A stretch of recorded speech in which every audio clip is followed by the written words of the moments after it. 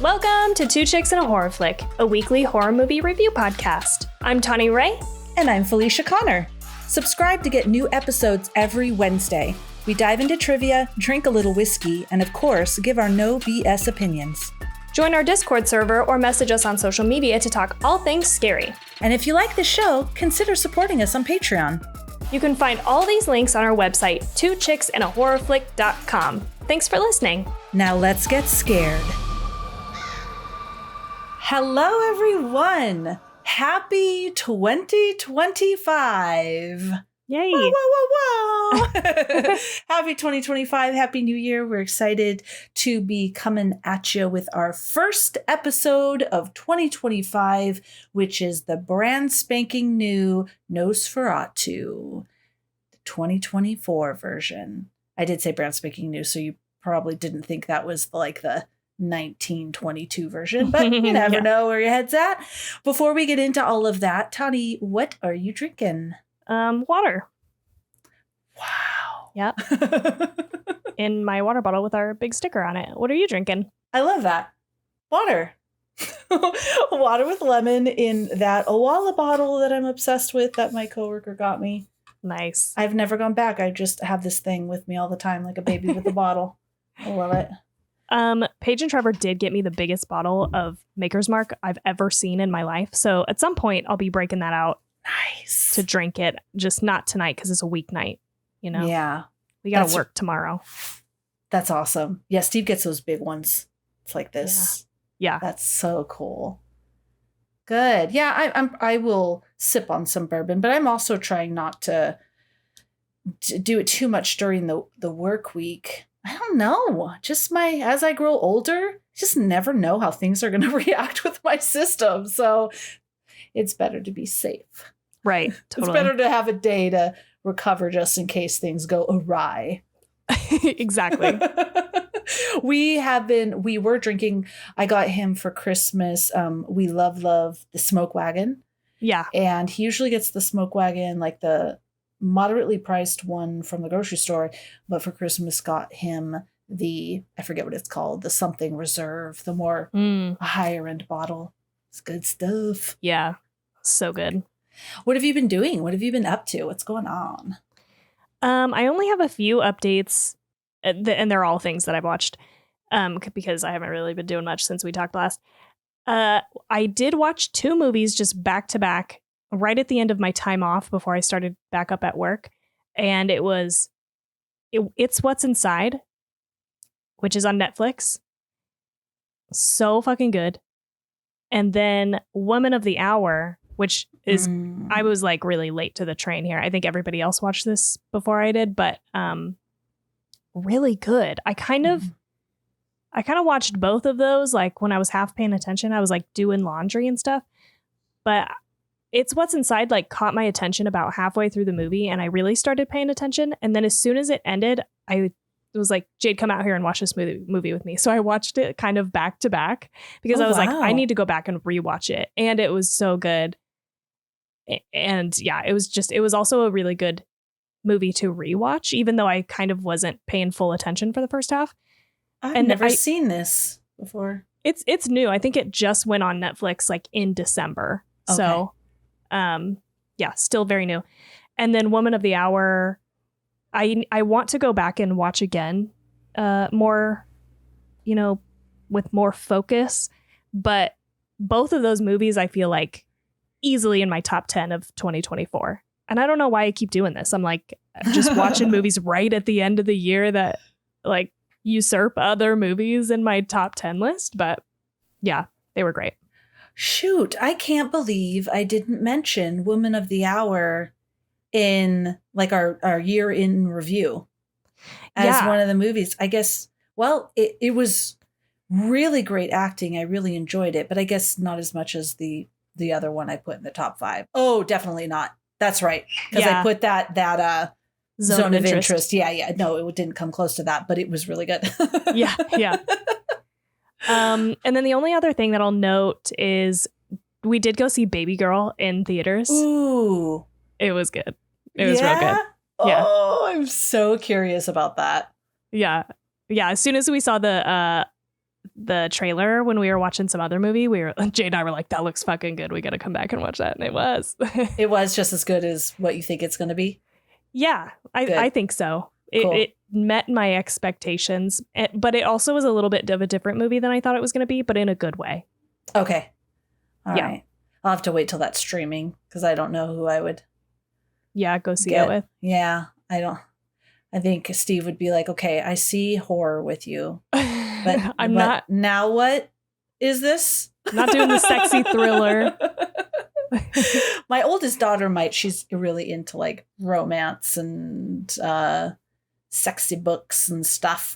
Yeah. So yeah, possibly, but she's away at college. So anyway, I'll have to wait till it's streaming. That's cool. Yeah. But that's it for me. Yeah. What about you? Nice.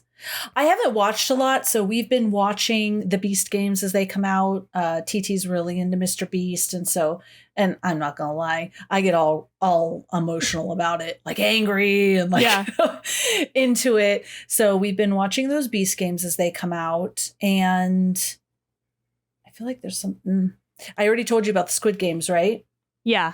Okay. So I have another one to add, though. Sorry. Oh yeah, no, add it. Because you mentioned that you guys like were binging Top Chef, and yes, I also like to get all riled up about watching stuff, and I like to judge the shit out of people. Like it's just so fun because I don't know these people. I don't know. I don't pass judgment on people in my real life like I do on reality TV shows. Never. Reality TV competition shows. But suddenly I'm an expert and I know everything about what they're doing, and it's really fun. And so I was really needing that in my life, and I wished that there was another season of Next Level Chef, but there wasn't. So I was like, let's watch Top Chef because you had just mentioned it. And so I just hopped into some kind of recent episode, and it's like an all-stars episode. So I was like, well, I didn't mean to do this, but I've suddenly ruined the previous fucking 80 seasons. But here we are. That's fine. But it's good. And we definitely were starting to do that thing where we're like judging the shit out of them. They're like always saying things I've never even heard of. I'm like, I don't know what that is. I don't know what that protein is, that dish. They're like, absolute. They're just saying like absolute, like they're speaking another language to me. Anyway, we became so pretentiously obnoxious. Like we watch several seasons, and then at one point someone is making beef tartare, and me and Steve look at each other and like, are you serious? Yeah, totally. Beef tartare. There's so much you can do with beef. I'm sick of this tartare, and the judges always don't like the tartare, and we're just like, yes, that's the best part. Did it's like you the even best part. watch Top Chef before you went on the show? Yeah. Exactly. Or like I'll have my favorite, right? And there's this one season, I forgot his name, but I could picture him where he is like the top of the top, and then he starts slipping and starts messing up. And I'm just like, you know what? I was your fan, but I wanted you to win. But if you can't be consistent, I'm going to go for this other person. And I look at Steve and I'm like, he's probably the best chef on the show, but he's not consistent. Yeah. Yes. I love the bald judge. I forgot his name. That's not very respectful, but I love him. He's intense. And I love the woman judge too. The two main judges. I love them. Yeah. But I just love how, I don't know, he seems like a cool guy, but he's also like, don't bullshit me. Like, bring your best. I love it. I love it. Yeah. Me too. So I'll update you as I continue to watch some Top Chef. But anyway, that's awesome. What else about you? We only had, one more thing, guys, about Top Chef.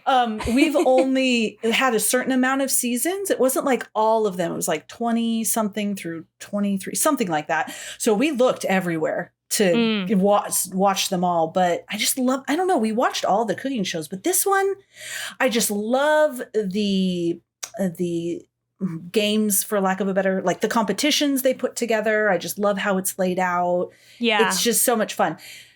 So we haven't watched any more, but I wanted to just say out of respect that it is Tom Colicchio. Okay, so I'm not going to be respectful because I don't know how to say his name. But Tom, I love Judge Tom. Judge Tom. Judge Tom. Tom the judge on Top Chef. Padma. Yeah. Lakshmi. Yeah, love him. Okay, I digress. So we've been watching Mr. Beast. That was fun though. And I haven't been watching really anything because I've been playing The Quarry on Xbox. So Steve and I take turns. He'll play this Indiana Jones game with all the puzzles and everything. And so I'll help him with that. He tends to rush, and I'm the total opposite. I go real slow and check everything. Yeah, so it me probably too. drives him crazy to watch me. But me, I'm like, hey, sure there was nothing in that room? Yeah. But he'll go back and he'll find something. Or he'll be like, I don't know what to do here. I don't know what to do here. And I'm like, well, let's take a look at that picture. And he's like, oh, yeah. Oh, look. So that's fun. But I've been playing The Quarry and I love it. So that's what I've been doing. What is it? Is it a scary game? So it's an Xbox game and it is a horror game, but it's more, it's almost like I'm playing a TV show or a movie. I make decisions and then my path is chosen. But I was just talking to Steve about this. I wonder, how much is my path chosen? Is it just like going to be the same outcome, but it just happens a little different? But all these teens at a sleepaway camp and there's some shit going down. Oh, and so okay. you play all the different teens at different times and you make choices and you look for things.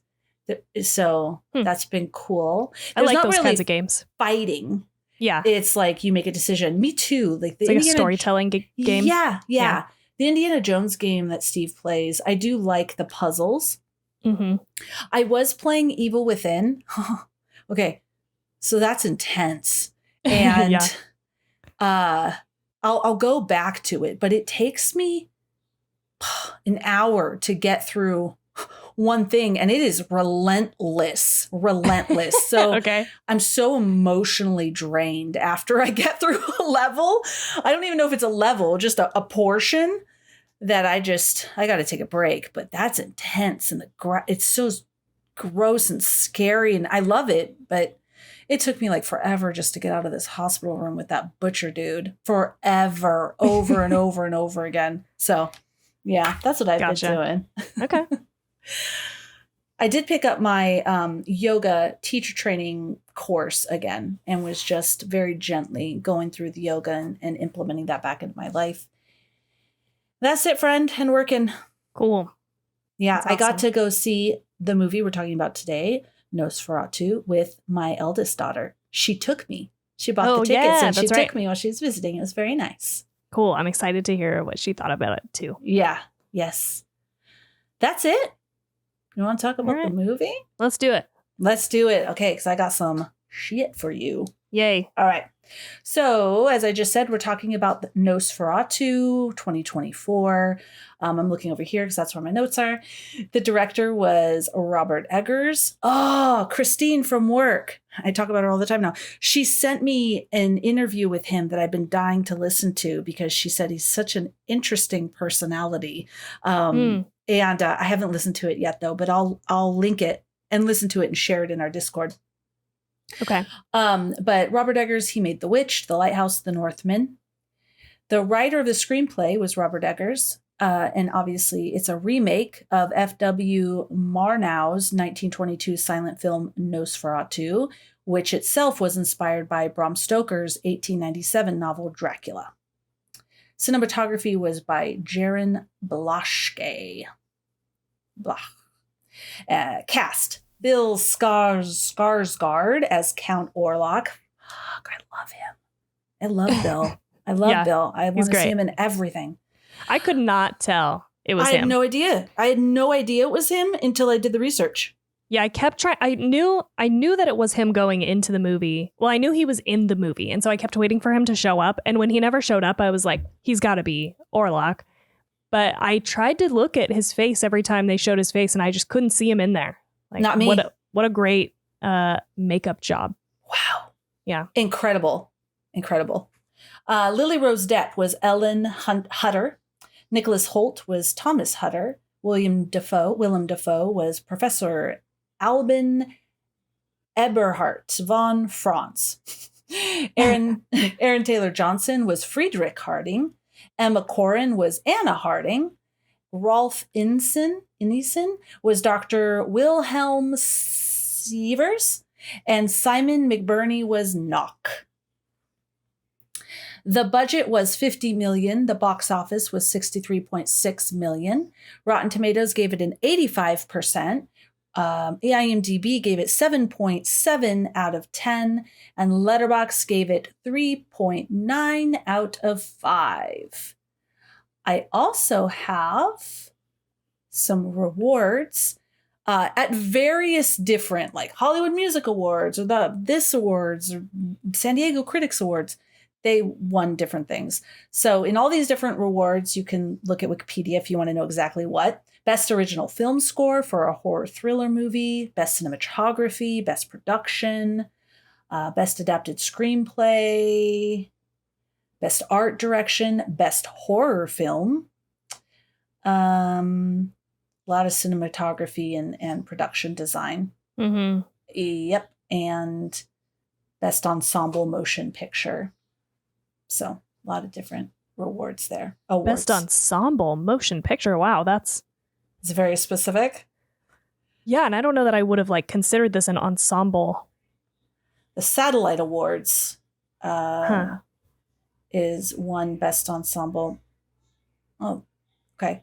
It says the Satellite Awards on January 26, 2025. It won Best Ensemble. I was thinking, isn't it a little early for them to be winning all these awards?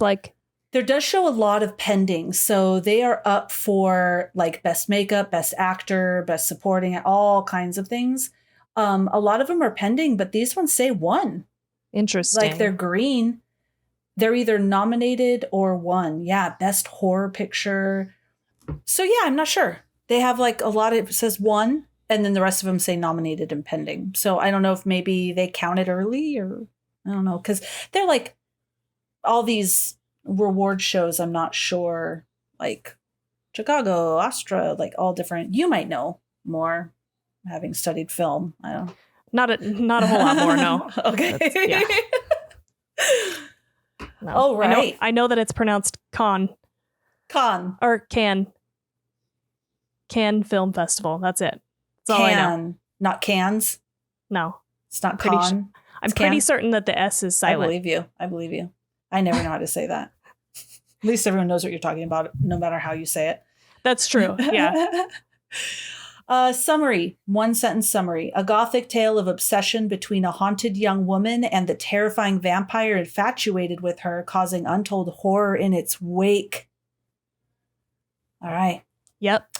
Tawny, how did you feel about this movie? I'll be honest.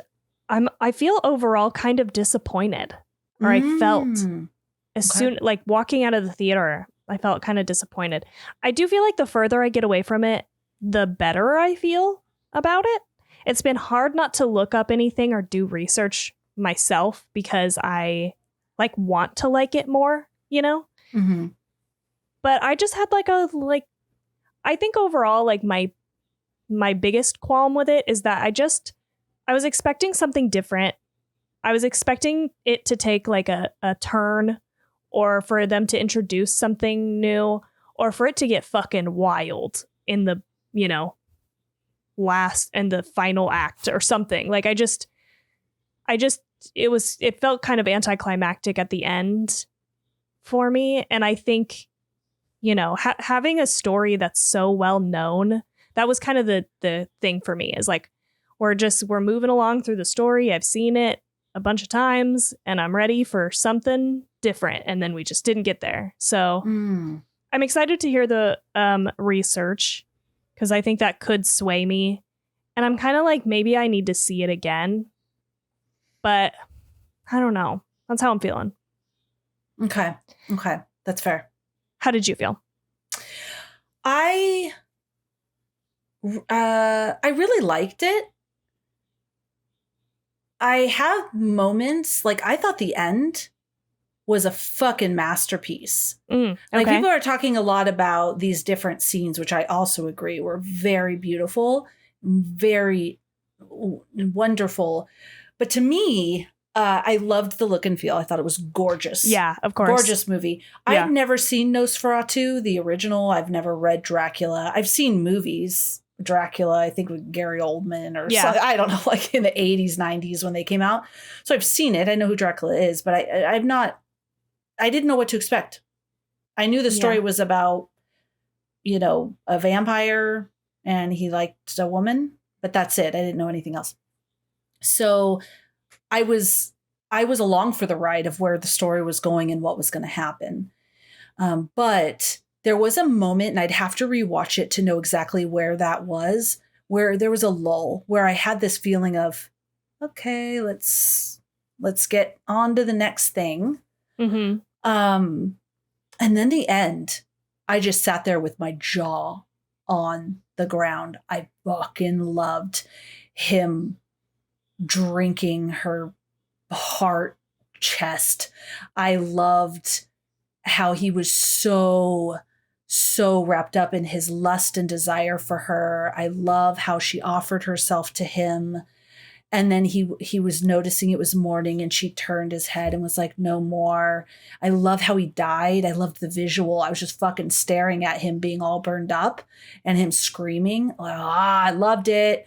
I loved all of that. I walked away thinking, I'm not sure how I feel about this movie too. Fuck, that ending was amazing. Okay. So that's pretty much how I felt. Okay. I thought it was a beautiful movie. Yeah, it is gorgeous. Obviously, the aesthetic is amazing. The acting. Yeah. Some of really that shit. Holy shit. Yeah. Yeah. And they just really nailed that like gothic horror vibe so well. And so that was cool to see. But what's interesting is Paige. So we saw it with Paige and Trevor, and Paige had not seen any of these movies. Like the one that I think is the most prevalent and the one that I've seen the most is definitely the like Gary Oldman, Francis Ford Coppola.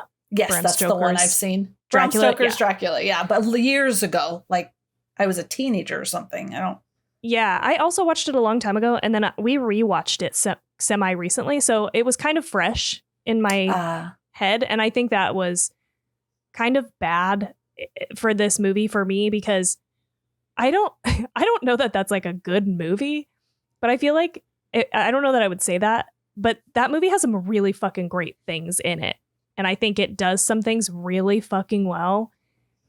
And so I feel like that kind of sucks because it's like now I'm kind of comparing these two movies. And again, I don't think that's a better movie necessarily, but I like the story that unfolds better in that rendition of it than this one.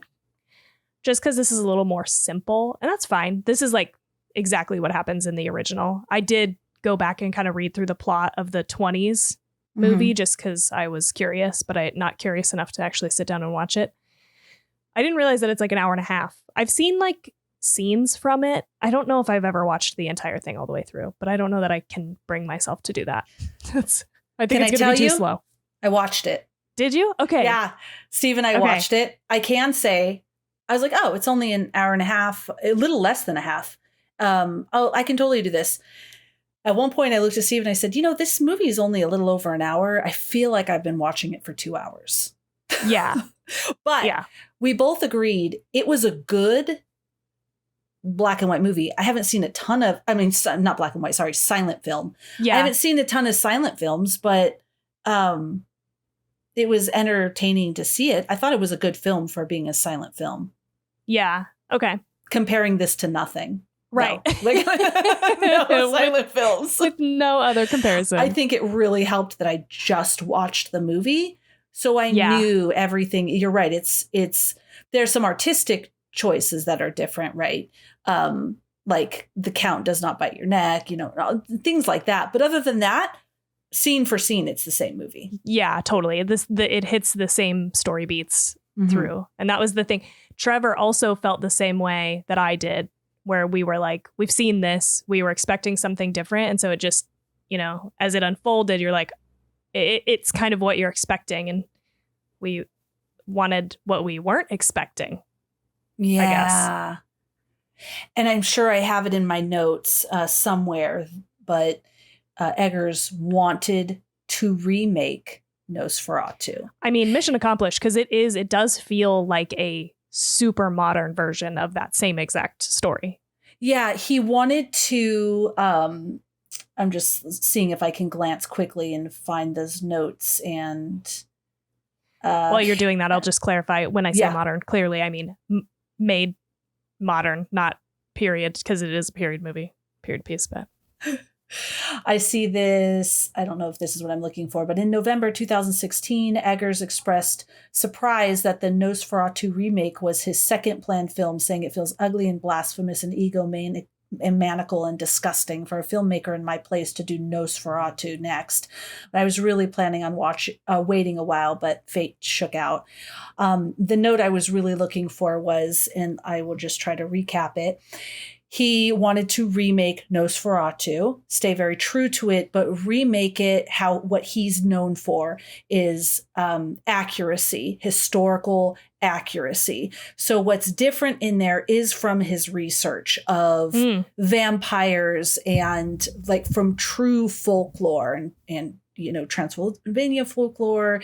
What else am I trying to say? The vampire folklore, all of this kind of stuff. He wanted it to be true historical.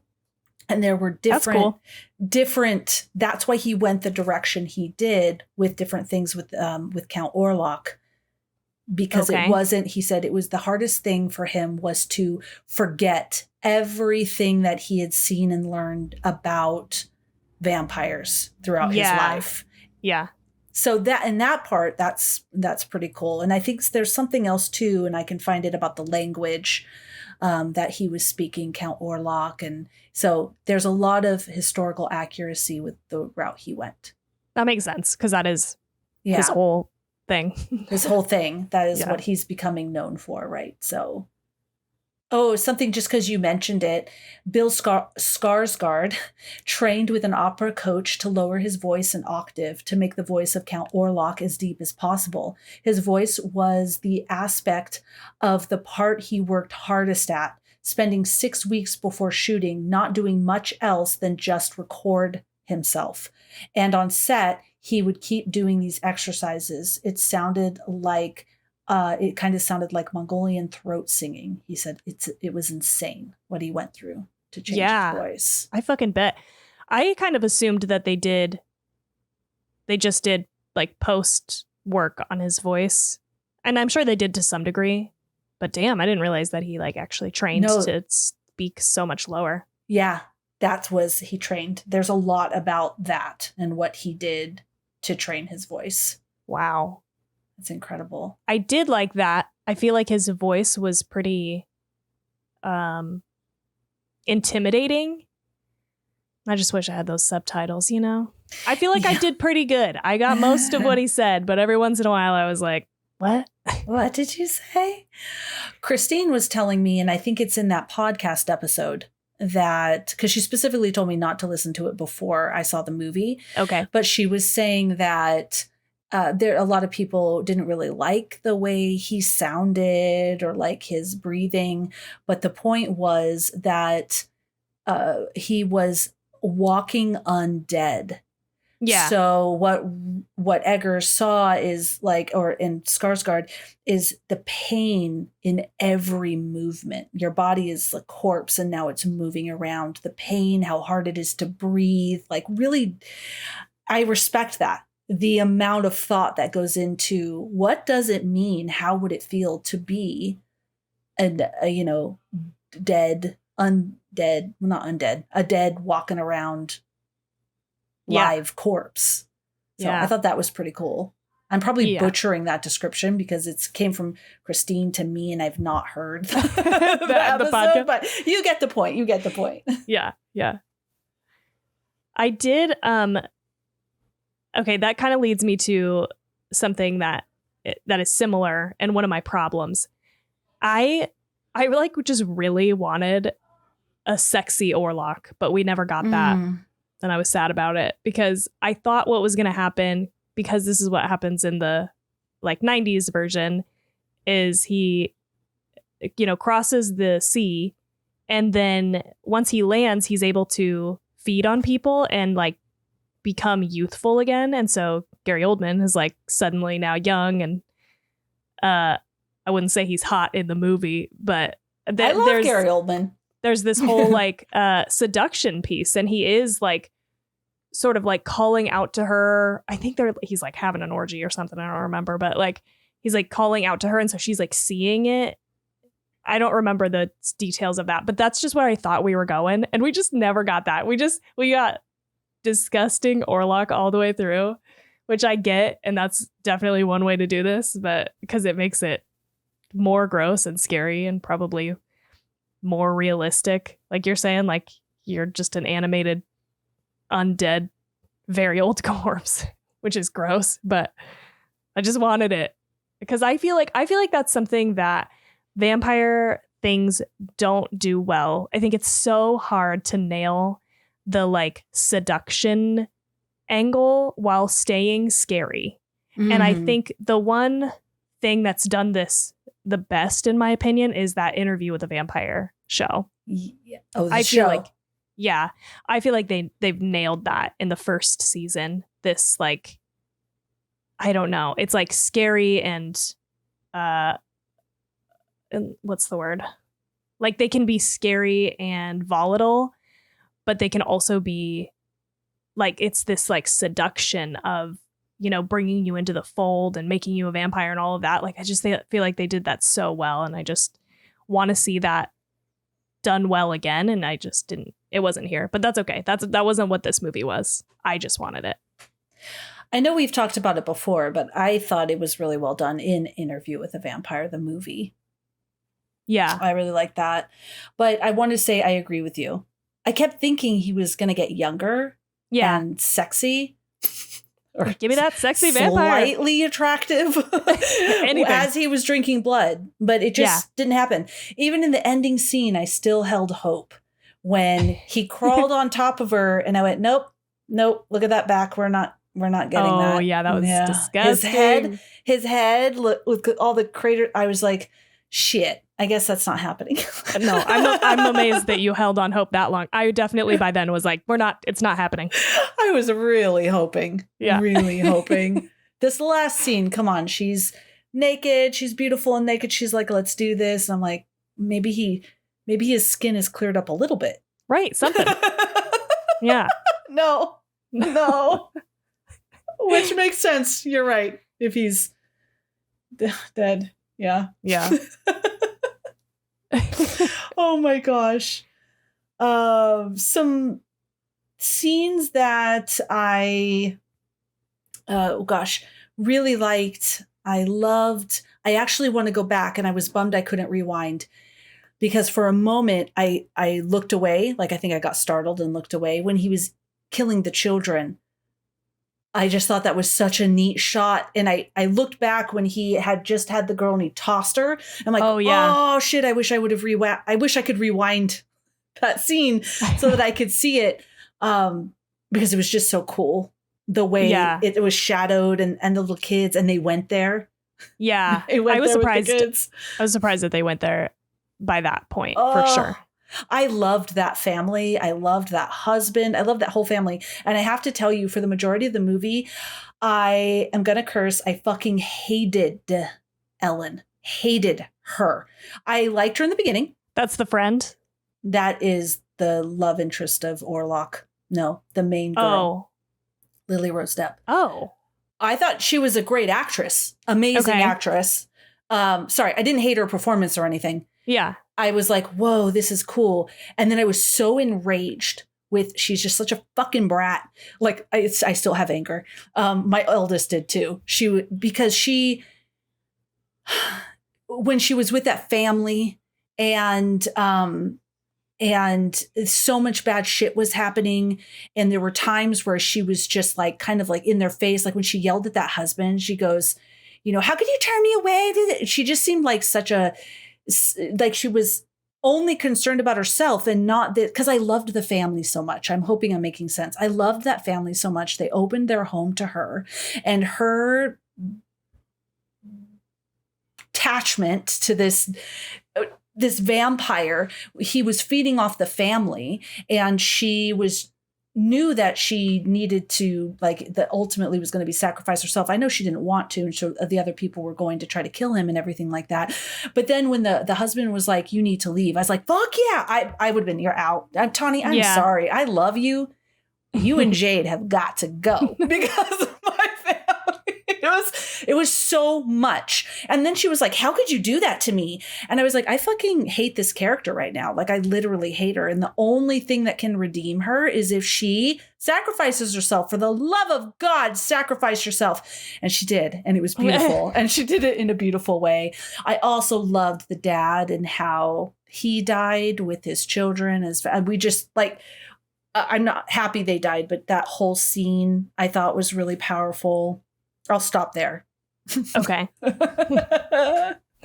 That's interesting. I didn't feel that way about her, but I could see how you could get there because they are, like, doing a lot for her, and she is sort of like, I don't know. It was weird to me that she didn't do more sooner to stop him from, because he says, I'll give you 3 nights, and each one of those nights I'm going to kill someone that you love, right? It's literally these people that they're taking care of her. I mean, the woman, her friend, had her in bed with her and was, like, comforting her. And then they ate her children. And she's just like, how could you kick us out? We have nowhere to go. I'd be like, bye, bitch. I'm sorry. My family's dead. Sorry. But her acting was insane. Like, when she was spasming and stuff. Oh, my gosh. Incredible. She got me real mad for a moment. And my daughter kept leaning over to me like, I'm so fucking mad at her, Mom. I'm so mad at her. And I'm like, I know. And she's like, she's got to fucking go. She should be gone already. And I was like, yeah, oh, baby, I know. Yeah. Although I do think that if she had left at that point, it wouldn't have made a difference. Like, he already knew who these people were, and he was like, her proximity was not the problem. You know? But your whole family is dead because of me. Maybe I won't try to get in your face and call you an asshole because you're kicking me out. Maybe I'll understand. Right. Maybe I'll be a little fucking empathetic and go, I totally get it. Totally. I'll take my husband and go. Yeah. Yes. You know what? I got it. We're out of here. We're out of here. Yeah. Yeah. Hey, I'm going to bounce. I think I've overstayed my welcome, maybe. Yeah. How did you feel about Nicholas Holt's character? I love Nicholas Holt. Me too. I love him. I was very excited to see him. Me too. But I think something that I didn't like overall about this movie is that it felt comedic in some ways that I just didn't want it to. Because I thought we were going to be, and maybe this is incorrect expectations, but I was just seeing things here and there, headlines of things where people are like, Nosferatu is the most disturbing movie I've seen since blah, blah, blah. Or like the sexual awakening of the main character is like unmatched or something. I don't know. I was like, I try to avoid stuff, but I just see little sentences and headlines and stuff like that. And so I was like expecting it to have the tone of The Witch. I thought it was going to be very serious and take itself very seriously. And it didn't, kind of. And I didn't love that. I was like really ready for like a scary, sexy vampire movie. And I just like, I guess it is kind of scary and it is kind of sexy, but like that stuff didn't like mesh well for me. And Nicholas Holt, I think, is one of the reasons. Is his, like, I couldn't take him seriously, probably now because I've seen him in too many comedic roles, that a lot of his stuff came off as comedic to me, along with Willem Dafoe. Like Willem Dafoe and Nicholas Holt, I feel like both just played the same character that they do in every other movie at this point. And I don't know, I just felt like it didn't quite fit.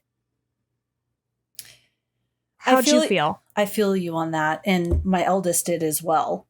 Okay. We both chatted about, we love Nicholas Holt. And he was kind of a weenie in this. Yeah. He's just like kind of, I don't know. A weenie. Yeah. That's all I can say. He's just, like, I don't know. You'd be terrified in this situation. Absolutely. Now, he was acting very much like the actor in the silent film. Okay. With Interesting. those, these big, Nicholas Hoult, if you hear this, you are a far better actor than the guy that was in the silent film. Please, he was amazing. But it's not, I don't think maybe it was Nicholas Holt's acting. It was more just the character. I also wanted to, it's my fault. I wanted to see this strong, yummy Nicholas Hoult, Yeah. like a fight, scared, of course, because what was happening, and then fighting for Ellen, and he just wasn't. He was kind of, I don't know. Yeah.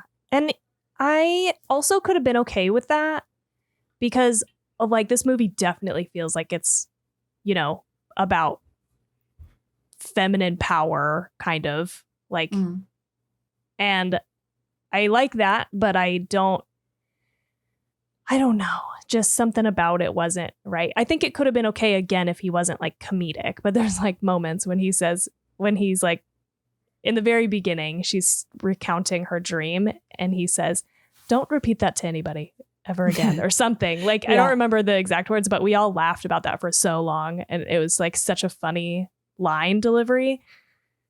I don't know. The other example of this, I feel like, is Hernock, the guy that he works for. So over the top, like, so just such a crazy person that became funny too. I was like, I don't know. I did really like him. I thought when I would watch him, I was like, whoa, he's doing a really good job acting. It was disgusting. But I mean, it was also very Harry Potter-esque. Yeah. Yeah. Now that you mention it, just the acting, I'm equating it to Harry Potter, meaning like the acting was really good in Harry Potter, but it was also very,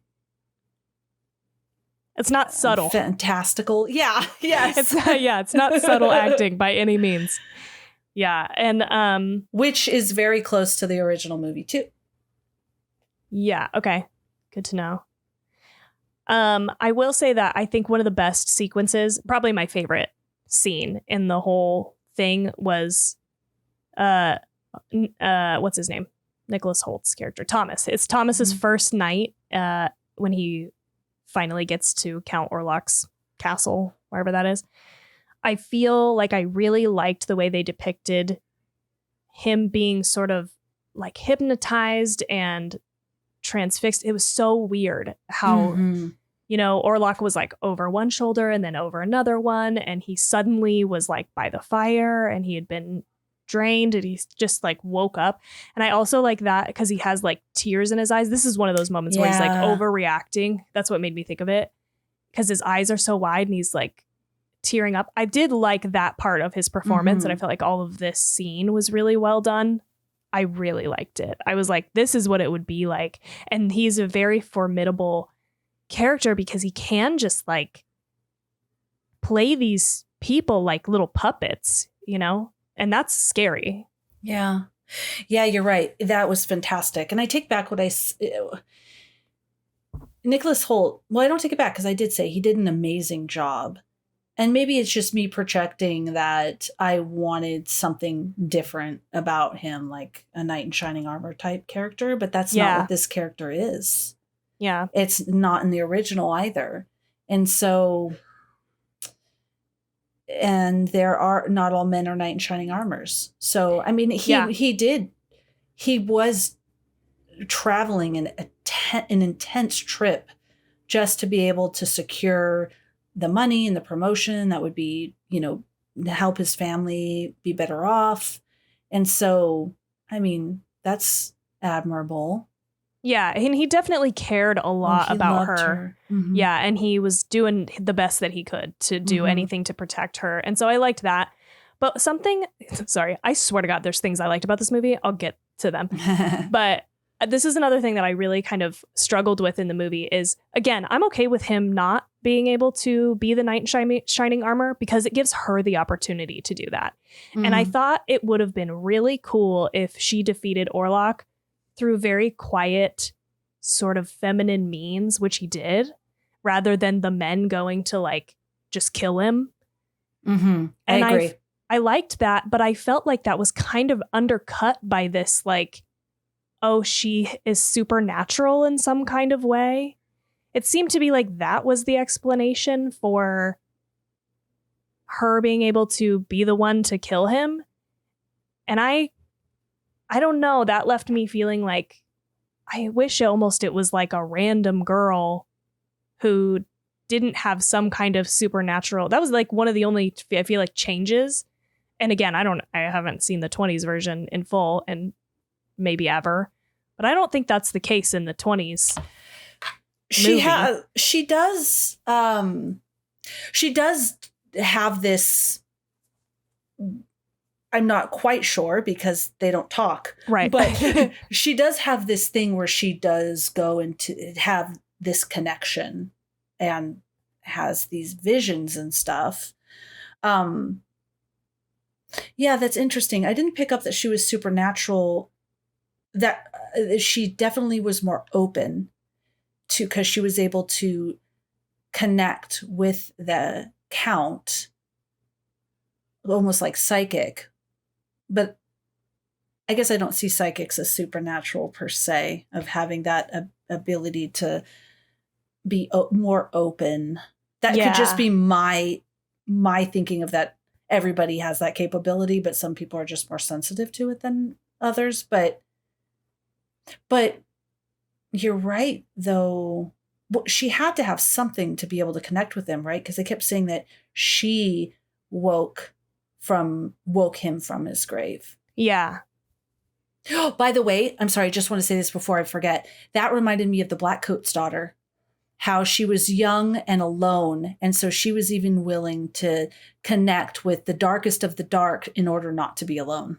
Totally. Yeah, I was thinking about that too when I was watching it. I was like, hey, I feel like this is a really rich like storytelling thing, you know? Yeah. Yeah, I like what you said. And I just want to clarify, when I said knight in shining armor, not necessarily, and I know knight in shining armor saves the day. That's not what I meant. I meant just more of a strong masculine character. Yeah. You know what I mean? Just like, that's it. Yeah. It goes along with the sexiness and stuff. This is what I'm thinking, right? No, yeah, I'm totally with you. Yeah. But I would not change. Oh, I think if they opened the crypt and killed the vampire, all those guys, that would have been lame. The ending, how it was perfect. Yeah. Well, I liked it, but I did like the idea of it, you know? But like in execution, in this movie, I don't know, it left me wanting. And that last fucking shot of him laying on top of her with his little tiny chicken legs was hilarious. And again, I didn't want that to be funny, but I can't help it. It was ridiculous. Like, I don't know. Yeah, they should have, at first when I saw it, I heard some people giggle. Yeah. And I could see why. I thought it was a beautiful shot. Maybe if they gave him a little bit more meat on his butt. Yeah, something. It's like, what? Because I did I loved the shot, you know, from over with the flowers and stuff like that. But yeah, it was a little comical, his rear end and his little legs. Lots of laughing in, my theater. The lady next to me screamed at the top of her lungs at several of the jump scares. And she was just like, oh, sorry. And I'm like, oh God, I love this. No, this is great. I love that you are screaming, because it would scare the shit out of me too. Yeah. She had such a high pitched scream, but that was a lot of fun. That's nice. It added to your experience. Yes, it did. Totally. I would say my favorite scene was the end when he was burning up, when she said more and he was drinking her. I loved this thing of drinking gulping the blood out of the chest. That's so cool. I've never seen that before. Yeah, me either. That was definitely a new thing that I liked too, because it was like, that makes sense, because you're just kind of mainlining it out. of the body. You know what I mean? Like, so cool. yeah. Why go for the neck when you can go for the heart? And the sound of it was so like, there was a scene earlier too when he was draining somebody. I can't remember. Maybe it was Thomas. And I was like, oh God, that's. Ugh. And he looks up and it's like blood and then blah, blah. Oh God, it was so good. Yeah. Just because we mentioned Willem Dafoe and In the Crypt, he did that scene with over 2,000 live rats. I was wondering if those rats were alive, and I kind of wondered this too. Yeah, and obviously they weren't really kicking them and stuff like that. And I was like, or is that all digital? It was 2,000 live rats. Ew. How do they even wrangle all those rats at the end? I don't know. I wonder how many rat wranglers they had to hire. Yeah, exactly. Rat wranglers. I love it. This is just a fact. And then there's not a lot. Okay. So there's not a lot of trivia about this particular movie, this version of the movie. I did go down a deep and fun rabbit hole, though, of some stuff from the other movie and the from book. the original. Yes. Okay. I'll tell you. First, let me tell you this random thing. I just thought it was interesting. The exteriors of Orlok's castle were filmed in Hunadora Castle, also known as Corvin Castle, a Romanian castle located in Transylvania. Wow, cool. One of the largest medieval castles in Europe. And what's more, it was the castle where Vlad Dracula was briefly imprisoned. Vlad the Impaler. Wow. So, pretty cool. And all of these from the original movie and this movie, the locations used are still in existence. You go see them. Like from the original movie and this one, like the castles and the different locations still exist. Like did they use the ones in the original film? No, I don't think so. No, I don't okay. think so. I was just throwing that in there. Gotcha. So you can just see both. Yes. Separately. Got it. Yes. Okay. And then I have this. Oh no, this is for Nosferatu. But before we get into, I'll just tell you what Okay, I'll tell you without getting into it because we'll talk more about the scenes that we like. Okay.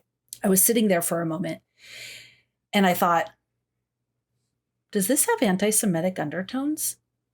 Just logged it in my head. Not that I thought Eggers was that. I immediately thought, I wonder with Nosferatu and Dracula, that's something I'm going to research. So I did. I researched that and other themes from the books and just found some, and from the book and from the other movie, and found some really interesting stuff. And then circle it back to Eggers and what he says on the topic. Okay. So I don't know if you want to go there, or do we just want to talk about first, like the scenes that we liked? No, let's go there. Let's go there. All right. So I was watching the movie.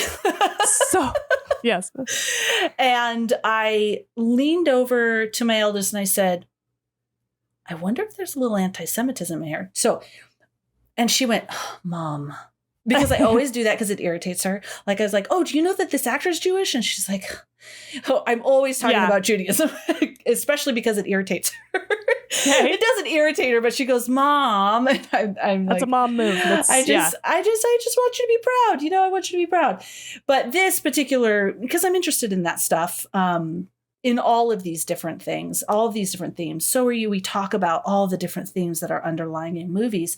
So I was wondering, and I didn't think it was Eggers. I thought maybe it was something that was carried over. So yeah. Yes, ma'am. Nosferatu. So pretty much what I gathered, and I have a ton of different stuff here, but just to recap it, what it seems like is ultimately in Dracula, there is a lot of anti-Semitism, or I shouldn't say a lot. There are some anti-Semitic things within it, and also with I think it was Romanian people. I'll open up my stuff that he also, there's a lot of gender and sexuality and all this stuff, but I'll start with the anti-Semitism and then talk about the other things I saw. So there were things within it where, okay, so for the original Nosferatu, I have here. Well, there's big themes in all of it of the other, in this one too, other, sexuality, all kinds of different things. But regarding the other, right here, Nosferatu has been, this is the original, noted for its themes regarding the fear of the other, as well as possible anti-Semitic undertones, both which may have been partially derived from the Bram Stoker novel Dracula, upon which it was filmed. Something interesting about the film, the director who made the 1922 version, he didn't want to pay any royalties to Bram Stoker, so he made the movie based on the book, but just changed the names. Okay, I was wondering location. About that. Yeah. Which didn't go over well with Mr. Stoker. He demanded that all the copies of the movies and the prints and everything be destroyed, and they were, but obviously there was still some that remained. And because I just watched it the other day. So on Prime, so it's definitely here. Let's see. So what I was noticing was very specifically when we first see Count Orlok, this is a very typical anti-Semitic depiction of like a hunched over person with a hooked nose who's a miser. But when I first saw him, I didn't think that. I didn't think that at all. When it really started to hit me was when he was coming over on the boat and he was bringing the rats, and you have this very nice, pristine German country, and here comes this hunched over, hooked nose. He's bringing rats. Was very also common, like referred to Jewish people back then. And he's coming and he's contaminating this world and these beautiful German women. And so that's when it really hit me. I was like, I wonder. And that was actually something very much the physical appearance of Count Orlok with his hooked nose, his long claw-like fingernails, and large broad head has been compared to stereotypical caricatures of the Jewish people from the time that Nosferatu was produced and when Dracula was written. Also, often that Jewish people have been compared to rats or mice. Orlok's interest in acquiring property in the German town of Wisborg, a shift in locale from Bram Stoker's novel, which was London, has also been analyzed, preying on the fears and anxieties of the German public. When Orlok arrives, he brings a swarm of rats, which is a deviation from the novel. But it was in the original movie. So a swarm of rats, which in a deviation from the source novel spread the plague. Okay, so they did have rats, but in the movie they changed that it was spreading the plague. In the 20s version, right? That was what we're talking about. Sorry. We're talking about the 20 version right now. Yes. And then the last thing that you said, the location change from London to Germany, was that also in 20s movie was Germany. Okay, cool. Sorry. Yeah. No, that's good. I'm with it. Yeah. Let me know. The plot element further associates Orlok with rodents and the idea of Jewish people as a disease-causing agent. Also, it's notable that Orlok's accomplice in the conspiracy, Nock, is a Jewish realtor who acts as the vampire's fifth column in the town of Wisborg. And in the original movie, he was like, everybody else looked so normal. And then this Jewish realtor guy is like, he's like so creepy looking. Okay. I'm just telling you, he was so creepy looking. Yeah. Let me see. However, some people say that the director F.W. Murnau was friendly and protective of a number of Jewish men and women throughout his life. And so they weren't sure. Also, that's super interesting, though. Like, I did not clock that at all, but that makes so much sense now that you've said it. And then before I get into anything like the occultism or anything like that, I want to switch, because just wrapping up this particular topic, Okay. So now now we're stepping back. So that was the 2022 film Nosferatu. And then stepping back in Dracula, and probably people know about this. I didn't know. I just knew Dracula was a vampire and it was a story, and I didn't know anything about this. But when Dracula was written, people were saying that it is a projection of, it's called, they read it as invasion literature, fears about racial pollution. A number of scholars have indicated that Dracula's version of the vampire myth participates in anti-Semitic stereotyping for all the reasons I said to you, especially during that time. Between 1881 and 1900, a number of Jews living in England had increased sixfold because of the pogroms and anti-Semitic laws elsewhere. So they moved into that area. It's the same sort of look and, characterization of Jewish people at the time. Also, the drinking of the blood. So now it's taking a larger, it dives really deep into vampire lore, and is vampire lore inherently anti-Semitic? Yeah, blood libel. Yeah, so I read some articles like nowadays, not really, like True Blood and like all the different vampire stuff we see now, the vampires, how we picture them. But was vampire lore, old folklore, actually anti-Semitic like depictions of Jewish people? Because Dracula's associations with anti-Semitic concepts of Jewish people, his appearance, the wealth, parasitic bloodlust, and lack of allegiance to any one country. So then there was this whole discussion on what I just mentioned is, are vampires really just horrible, evil depictions of Jewish people? Like propaganda. That's so crazy. There's this piece here I thought was really interesting as well. The novel, looking at the novel as a case of reverse colonization. That is a fear of the non-white invading England and weakening its purity. It is described the novel's cultural contents of mounting anxiety in Britain over the decline of the British Empire, the rise of other world powers, and the growing domestic unease over morality of imperial colonization. Manifesting also, in other words, aside from Stoker's novel, narratives of reverse colonization indicate a fear of the civilized world being invaded by the primitive, which would be the racial other. And then there's this one piece I wanted to tell you.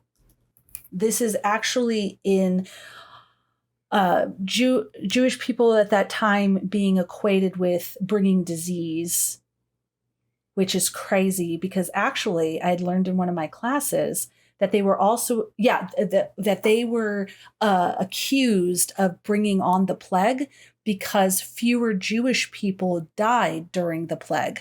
But they relate that to, we wash excessively. We say these prayers blessings when we wash our hands. There's it's all built in throughout the day. You rise, you wash your hands. You wash your hands before you eat bread. Constant washing. So that is what they relate it to. But people thought, oh, it's probably the Jewish people. It's probably the Jews. They're caused the plague. But within Dracula, so it is pointed out one scene in the book Dracula, which a teamster, after unloading at the chapel of Dracula's newly purchased medieval English estate, says the property has remained so untouched that you might have smelled old Jerusalem in it, which reads quite specifically that the smell of a Jewish smell. That all of his belongings and all of this smelled like a Jew. Isn't that horrible? Yeah, that's crazy. Jewish people were frequently described in Victorian literature as parasites. They would spread disease, the bloodlust, all of that stuff. So but then one of his friends comes in, Stoker's friends, and says, Stoker wrote for one reason, to make money. He wrote to make money. So it almost seemed like, and he also was a private person, even though he was public. I didn't read anything. And again, this is an afternoon of research. It's not like I am able to write a dissertation. Maybe he was out there spouting anti-Semitism everywhere. Who knows? But from what I could tell, he wasn't. So it seems as though this was just what people thought about Jewish people at the time. Yeah, And I wonder if it was like one of there. those. Yeah, like, I mean, it sounds like he adapted the book very closely, and it was probably some just unrecognized. No, the book was original, right? So then the movie was adapted. Oh, sorry, that's what I meant. Yes. Yeah. So he just adapted it closely, but not too close. Uh-huh. Right. So Bram Stoker wrote the book, right? And that's where all of this is. So when the director, he changed a couple of things. Now, what's interesting is, so you have Bram Stoker, who was in London writing this, but at the time that I just read you all, was that Britain was worried about this, right? Yeah. The other coming in and polluting Britain. But now we're in 1922. That director changes some things, but changes it to very much the time of now it's in Germany. Yeah, totally. So I just want to say the last thing about this, and then we could talk about the sexuality stuff, because I found that very fascinating, is that where is Robert Eggers' responsibility now to not have this, to change this within the movie? Now, I don't know how so much you would change it. It's so hard. What would you, because the plague going throughout the town is a big portion of that. So he was asked, and it says here, in an interview with Anthony Brezikin for Vanity Fair, Robert Eggers shares that his modern physical depiction of the creature is more similar to folk vampires than it is true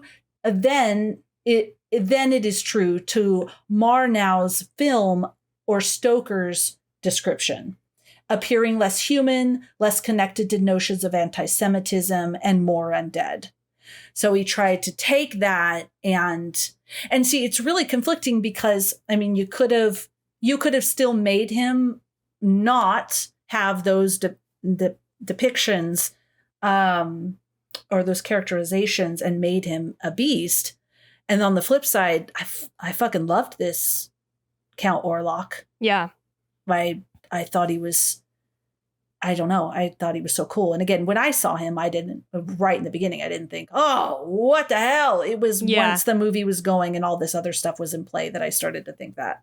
Totally. Because I was thinking the same thing, like, crazy how something can be written. I mean, I don't even know when the book was written, probably 100 plus years ago. Yeah, it was 1897. Yeah, I'm not going to do that fucking math, but 100 plus years ago. Mm-hmm. And how that can get basically remade in different forms, media forms, and it perpetuates, like, because we are looking at the same version, basically. I mean, obviously they're not saying he smells like a Jewish person, or thank God. His, you know what I mean? Like, we didn't go that far, obviously, but yeah, I do wonder, like, I am sure of all people, Robert, Eggers did the research on this, but yeah, I mean, it's a good question, because it's like, that is what it comes down to, is like, as a filmmaker or anybody making something in media, you have to have a level of media literacy and know those biases so that you're not just perpetuating. Yeah. And so, but it happens unknowingly, I'm sure, all the fucking time. Okay, so however you feel about who wrote Harry Potter? J.K.R. K.R. Rowling's? You're there. Rowling's. However you feel about her and whatever she's doing now, I'm totally that aside, I heard something interesting where probably Christine that told me when she released Harry Potter, she got a lot of heat for the little Gringotts bankers with the long noses and that it was anti-Semitic. And she has said, I had that was not in my head at all. There was these particular creatures that I developed not at all in my head. And which is probably true. I don't think that's everyone's. And I thought they were really perfect little creatures, scary little creatures for those scenes. But that was probably an example of, just didn't even think about it. Yeah, like it, and it's what is that fucking word? There's a term for this, and I swear to God, I've been trying to think about it for days because there was some other conversation that Jade and I were having, but I cannot access it in my brain. But it's just that, like, you don't even realize that you have this bias, this thing, and so it colors your worldview and your lens and what you can even think of to create, because it's like all that you have.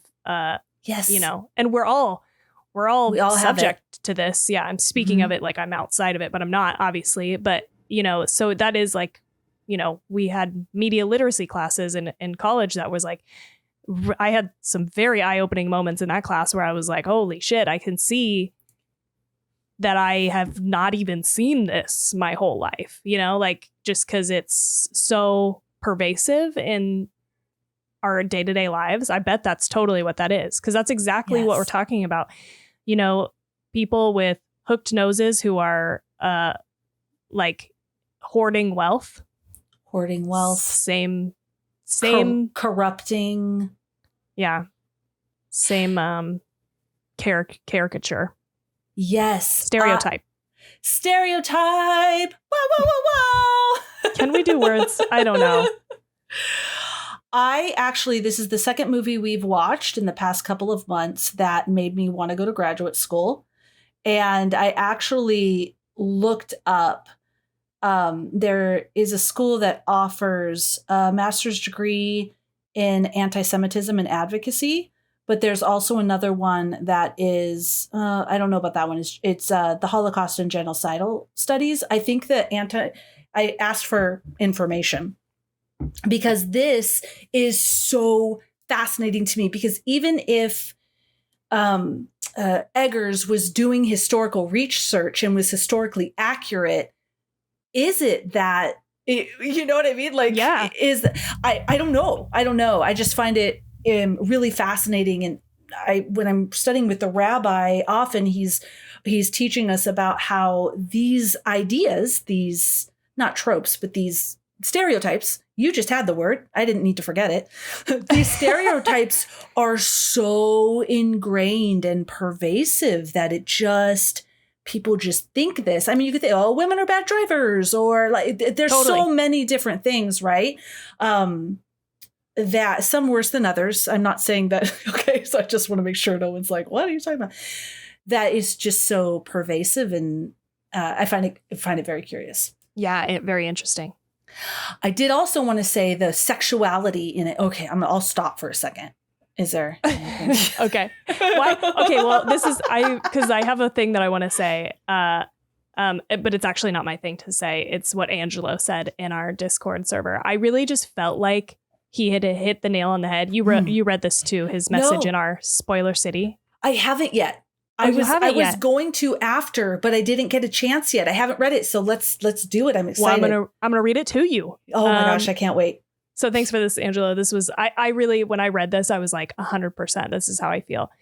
And it's kind of just about the whole movie, but I feel like it's a good lead in for the sexual kind of themes here. Okay. Okay, he said, I mean, it definitely was an Eggers adaptation. I enjoyed it for the visuals, but don't expect anything too scary. Lily Rose Depp was obviously the star and her acting really shined, but there's a lot of writing issues. Like, the best part of the whole movie was when she was delivering a line and would start subtly tweaking out, hinting an incoming possession. But then it just went to a sex scene that didn't really prove to be of any use to the plot. The whole movie was a lot of misplaced sexual energy for no reason. Also, Orlok's character design was kind of disappointing, but I'd still recommend it for the experience, it just easily breaks apart when you start nitpicking things.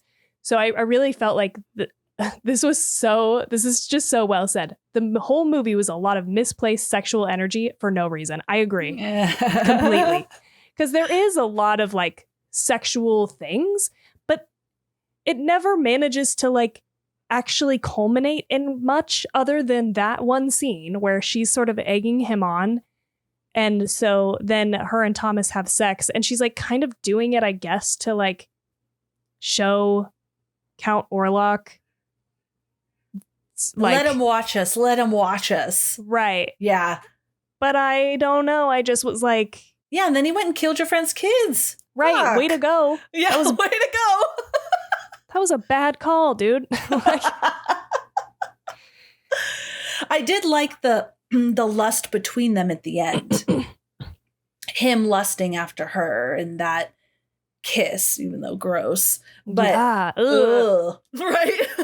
But I did like that tension, but yeah, you're right. I felt right next to us there was a dad and his 2 teenage daughters. Oh no. And I was like, oh, I feel bad for them. Those girls are probably like, what the fuck? The dad's probably like, what the fuck? This was not the movie you wanted to take your kids to. Yeah. So interesting. I do think there needs to be sexuality and lust, because it seemed to me one of the most major themes in Dracula. I really want to read this book. Yeah, I was kind of thinking about it too. I wonder if it's hard to read, because if it is, I'm not doing it. But I have it in my Amazon cart, so maybe I'll get it and I can tell you. The one thing that did hold me up was that line I just read you of because it's probably written in that eerie old Jerusalem. Right. That whole thing I just read you was a line from the book, so there's probably like a lot of that. But this was really interesting reading about Bram Stoker and his sexuality. I think he was very conflicted. No one knows for sure if he was gay, but he was possibly homosexual. He wrote intensely homoerotic letters to Walt Whitman. But in the story, he also wrote this book after his friend who was gay was imprisoned for homosexuality. Okay. And then he wrote this book. So it's like a lot of different stuff. So sexuality and seduction are the 2 of the novel's most frequent discussed themes, especially as it relates to the corruption of the English womanhood. So you have this whole, I love this whole idea of, right, a good woman is a pure woman. The vampires in the book, there's women vampires in the book as well, and they are sexual and lust filled. But then the main character is so then there's almost this empowerment where the lead character in the book, Ellen, is also sexual and, claiming that sexual power, but also good. And so this is a very interesting, so it's not very clear what exactly is he saying, or maybe he's saying it all. Maybe besides the Jewish stuff, guys, and the Romani stuff, we'll put that aside. But as far as gender and sexuality, so there's some interesting thing I want to read you here. The novel's characters are often said to represent transgressive sexuality through the performance of their genders. The primary sexual threat posed by Count Dracula, I didn't know this either. Listen to this. You're about to listen. Oh, I'm listening. Christopher Kraft writes that he will seduce, penetrate, and drain another male. I didn't know that was the focus. Wait, obviously. rewrite it. Reread that. The primary sexual threat posed by Count Dracula is... Oh, I see. That he will seduce, penetrate, and drain another male. With Jonathan Harker's excitement, I think is a character in the book, about being penetrated by 3 vampire women, serving as a mask and a proxy for his homosexual desires. His excitement also inverts standard Victorian gender roles. In succumbing to the vampire women, Harker assumes the traditional feminine role of sexual passivity, while the vampire women assume masculine roles of acting. Right. Okay. Sexual depravity and aggression were understood by the Victorians as an exclusive domain of the man, while women were supposed to be submissive to their husbands or the men's sexual desires. Harker's desire to submit and the scene's origin as the dream Stoker had highlights the divide between societal expectations and lived realities of who had men that wanted more freedom from their sexual lives. Interesting. I like that take on it, that, you know, maybe there's an element here of seduction of him as well as a character. Because that's Thomas in this new one, right? Yes. Yeah. Yes. They had something about, also this is kind of a side note, but people say that Dracula was based on Vlad the Impaler. That they went through all of Bram Stoker's notes and they couldn't find anything about that. There's also this lesbian vampire in the book Camilla, I think is where it was. And they thought, oh, maybe he was inspired by that, but there was nothing about that either. But for one of the main characters, Lucy, right? Because remember that's right. All the other characters had different names in Nosferatu. He had to change the names. Right, remember? yeah. So yeah, that would be Thomas's. So Ellen's character, Lucy, and Mina Harker represent different aspects of the new woman. Lucy represents the sexual daring of the new woman, evidenced by how she wonders why a woman cannot marry 3 men if they all desire her.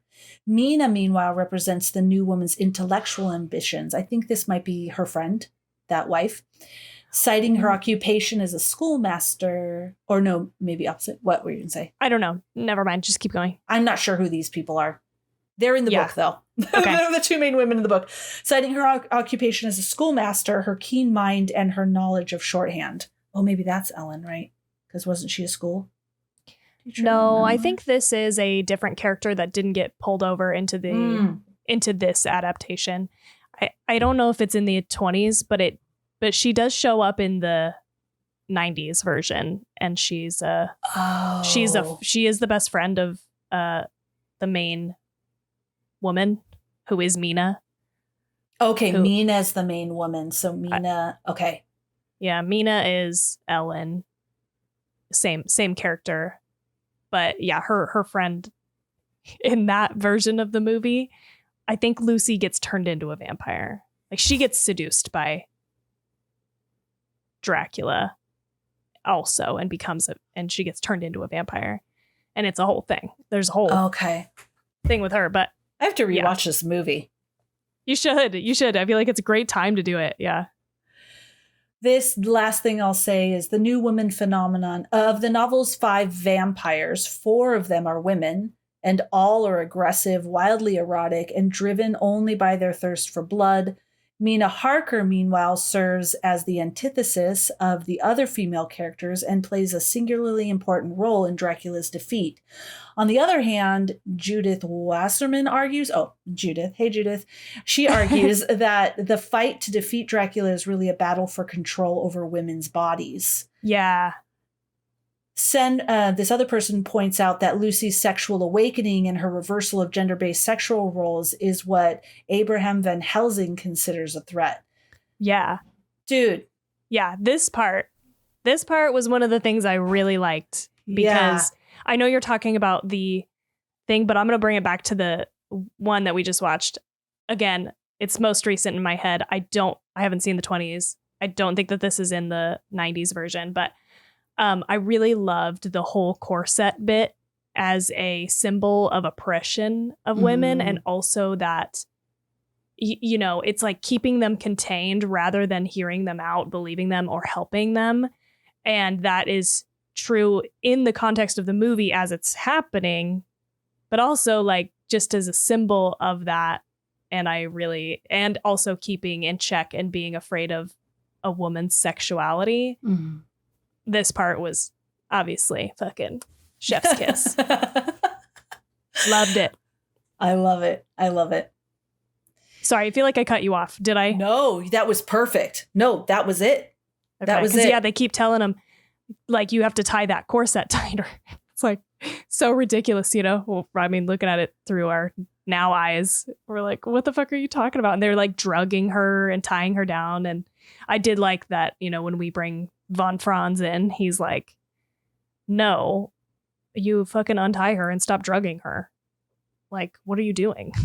Yeah, when they were, yes, I loved that too. I love this take because that's what fascinated me most when I was in graduate school was religion and how it affects women's bodies. So even if it's not religion, just women's bodies and how they're depicted, how they're treated. So it seems like Bram Stoker was really just conflicted inside, right? It seems like there's this whole idea of what is a good woman and a bad woman, but then there's this new idea because there was something else that I didn't read where it was this concern, or maybe I did, of the good English woman, and this book addressed the corruption of the English woman and the vampires being sexual, being bad versus, but then there's this whole new woman idea and how there's this sexual freedom, and then he really maybe just wanted to write about men having sex with each other. Yeah, and totally. Like couldn't. I mean, his friend was imprisoned for it. Like all kinds of stuff. That's kind of what I was thinking too. Like, I don't know, you take that and you put it in a different wrapper that feels a little bit more acceptable to the. I'm not saying that this is what happened. Well, because I think have it no is a fucking idea. piece of it. And I'm not trying to be a like Bram Stoker apologist or anything, but like, yeah, I mean, that is one way to do it. You know, you kind of package a feeling or a message up inside something else that feels more palatable by the general public, and then boom, you've got, you know, this homoerotic thing in this movie that is, you know, on some level just expressing that potentially. And I think, you know, it could be all of these things all at once. Could be anti-Semitism, could be that he was you know, unsure of his sexuality. It could be that he believed both things about women or was just making a comment on all of those things. Like, I don't know. I feel like that's what makes good art, right? Is like you can debate, not debate, the anti-Semitism part, but well, no, I'm totally joking. I'm joking to be able to debate. Well, yeah, but you can have the discussion about it back and forth and what it means about society at the time and how people felt. And yeah, I mean, I am cool. Definitely someone who thinks that all of these older pieces of work that depict things that is deplorable, not the sexuality and fighting between sexuality or anything, but if you're talking about anti-Semitism, racism in any way, or anything like that, I think it needs to exist. Yeah. Because we need to bear witness. We need to understand. We need to learn. So I find it just so fascinating. It was fun to research all of these different things together. Yeah. And, you know, you're right. Because Murnau was that. Yeah. Murnau, who directed the 1922 movie. He definitely, just like you said, different rapper. He moved it to Germany because that was going to be most resonant at the time for this story and the depiction of this story. So yeah, I'm not saying that was right, but yeah, I mean, it makes sense that you can track basically, you know, these things through time. Whew, that movie. That was a ride. That old movie. Yeah. Oh, speaking of the old one, I have just a couple more notes. I did really love that the nods to the original because there was a lot of the shadow play, which you know, that definitely stays in through the 90s version as well. But I loved that. And I also loved I only picked up on like 3 things, right? Which I'm sure there's like so much more that I didn't even pick up on. Shadow play, it's the color. Like I felt like some of a lot of the color was either like blue or orange. I felt like that was a callback to when they did a colorized version of the 1920s. Did you watch? Was it in black and white? I watched the colorized version. The other one cost money, so I watched the colorized.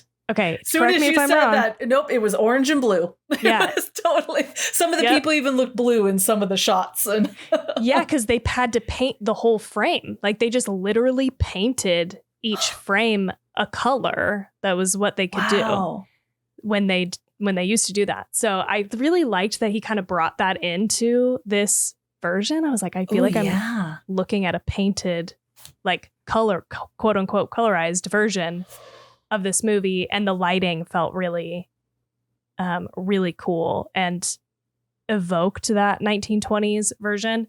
The last thing that I noticed is there's just like a really famous scene with it's like a triangle in her room, and there was like a triangle above their bed. Yes, that was like draped, and I was like, I see that. I see you. I see you. I see what you're doing here. But again, I mean, those were pretty obvious catches. I bet there's 1,000 things I didn't even see. Yeah.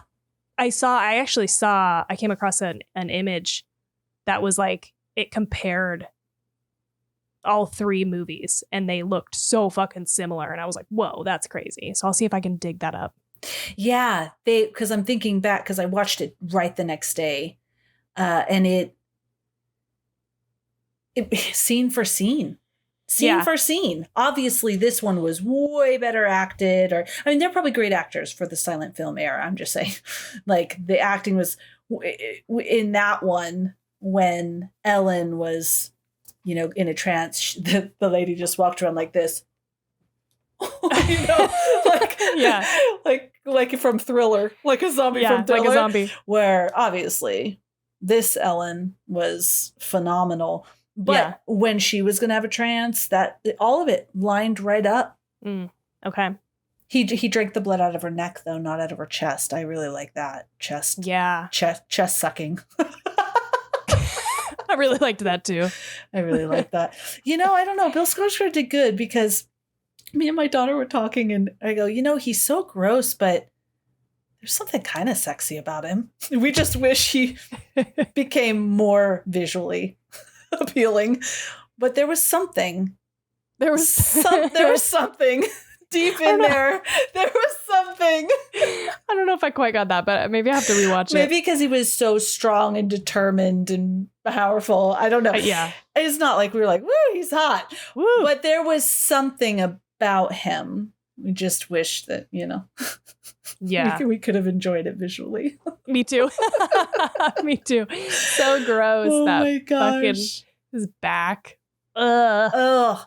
His head, when he first started biting into her chest, I think it was, and the light was like her and he was down, and he had all these like gross craters in his head. I'm like, oh my God. So gross. I mean, I guess he was dead a long time, but ew. How you just no. I couldn't. Ugh. Ugh. When she kissed him, it was like, ugh. That was crazy. I know. See, that's another thing that's like, it just ends up being kind of comical because you're like, ew, no. No one would want to do that. No one would want to do that. Nobody would do that. I just wish she would have done it earlier on.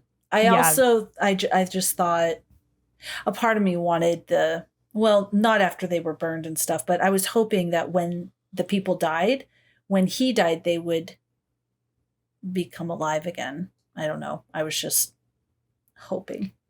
Yeah. But that was not the case.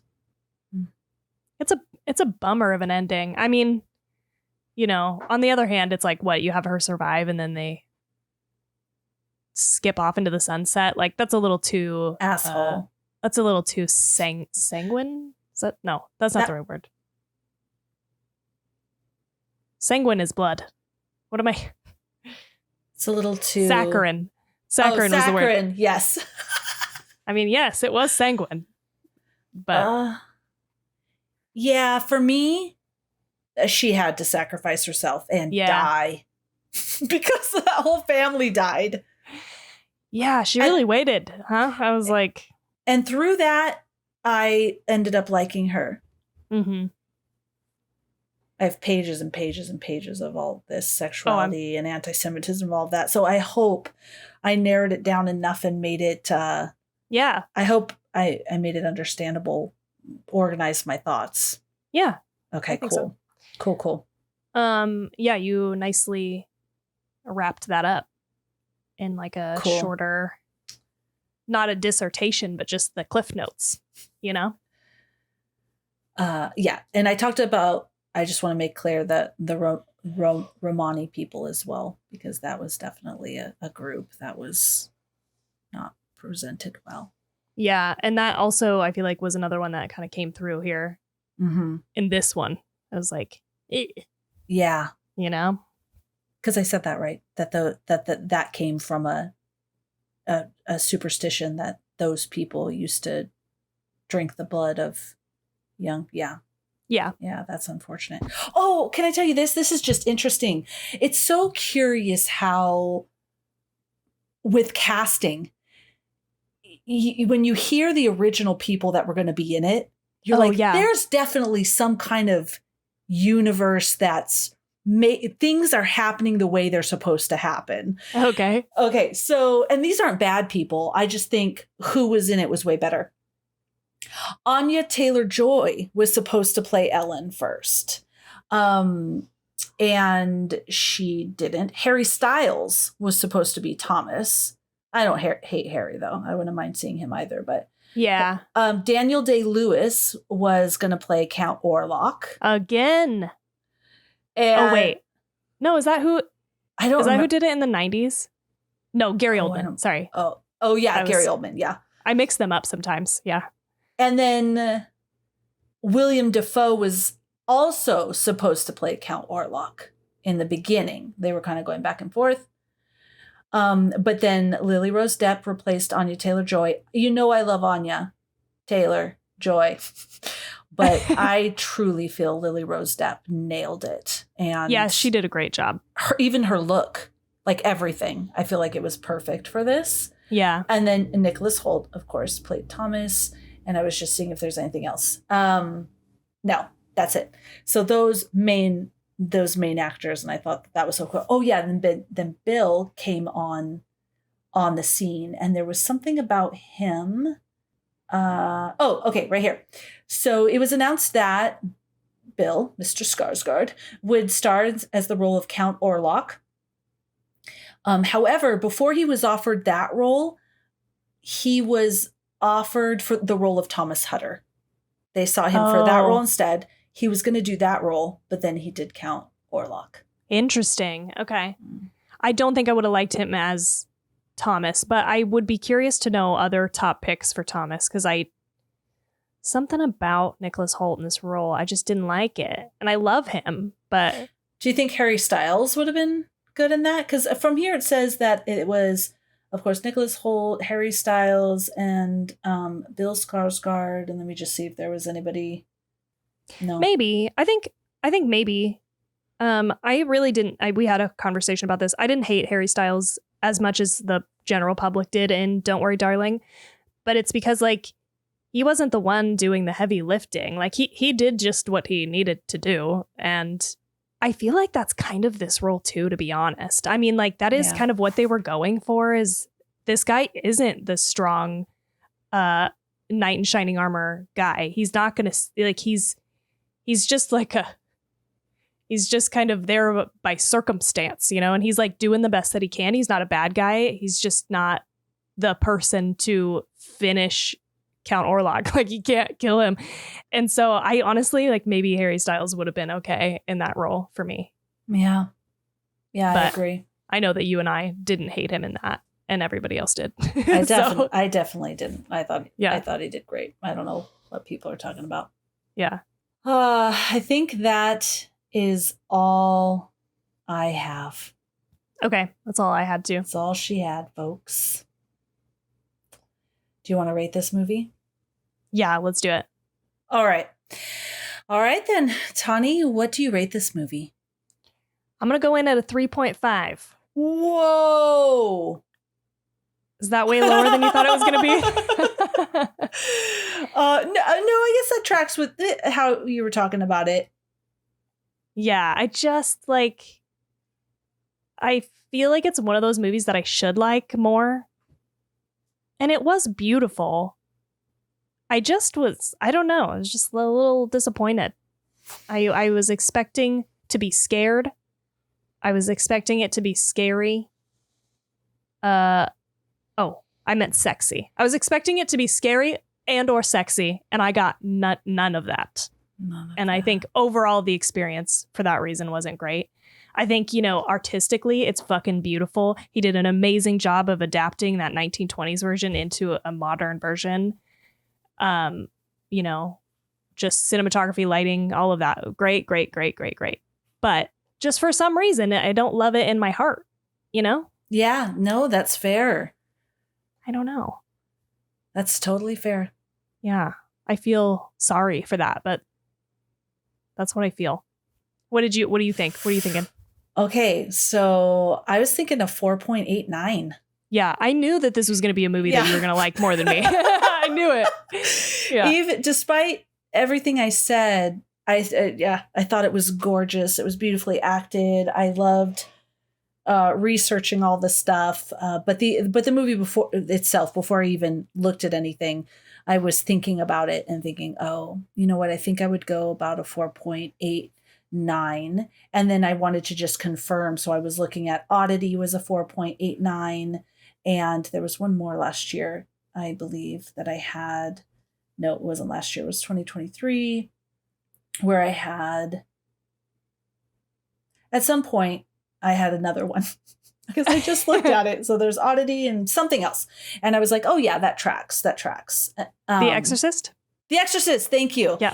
The Exorcist, that was hard because it's just so different, But Oddity, I was like, yeah, I feel like, yeah, I really enjoyed this movie. I thought it was beautiful. And yeah, I feel like your enjoyment of the end makes a big difference too, right? Like, yes. I felt very let down and felt like it was very anticlimactic. But the fact that I could see how that would lift you up right at the end. You're like, okay, I was here for that. And that was great. Yeah, I was almost in the middle. It's because sometimes when I watch movies, I do this. And if I'm watching it for the podcast and I think, maybe I'm at a 4.5 for this. I was kind of, and then the end happened. I'm like, oh shit. Oh, I fucking loved that. I love that. But I was just talking to Tawny while we were figuring out our scores, that as I sit with it more, I think it settles more, and that really big excitement over the ending starts to calm down. And but still 4.89. It was a good movie. Yeah. I mean, I think this is going to top a lot of people's 2024 list, right? Like this is going to be a favorite of the year for sure. I really hope it's not at the top of my list.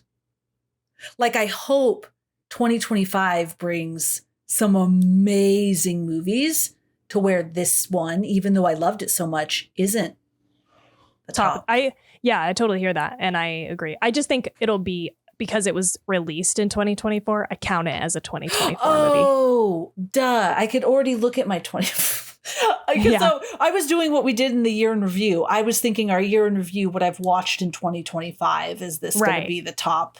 Yeah. I hope not. It was so good, but I hope there's even better. Yes. I think it is at the top from your 2024. Yeah. Even though we didn't review it in 2024, it was released in 2024. So I got you. And it is one of my tops, isn't it?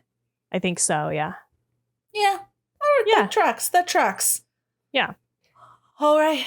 Well, everybody, it's our birthday month.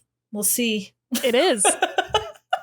Happy birthday month to us. Happy birthday month to us. We don't know what's going to happen. You know what I want? Is it my turn to pick? Because I just want to make you watch Bone Tomahawk. That's what's in my heart.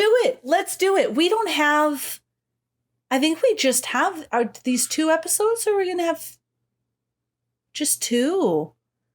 Oh, goodness. Okay, let's watch Bone Tomahawk. Because I think it's going to come off of Netflix. And I don't want it to go away before we watch it for free. Let's do it, because you know what you gave to me? You let me go on and on about the research of anti-Semitism and sexuality in this episode, which was an incredible joy for me. So thank you. I loved it. It was very informative. I did not pick up on the anti-Semitism at all, but am glad that you brought that. Yes. Good. I'm glad. I thought, oh, is she going to be like, oh, you're going too far. You're going too far, too deep into, not into the movie, into the other aspects, but I appreciate it. No, I love it. I love it when we find like a nugget out of the movie that sends us down a yes, me too. Research hole. Yeah, love it. This is like my favorite thing in the world when it does that. If it's a true crime, or not even true crime, a true story hole, or like some ancient shithole, some ancient shit, comma, hole. I love it. Okay, so we're going to do Bone Tomahawk next. Wonderful.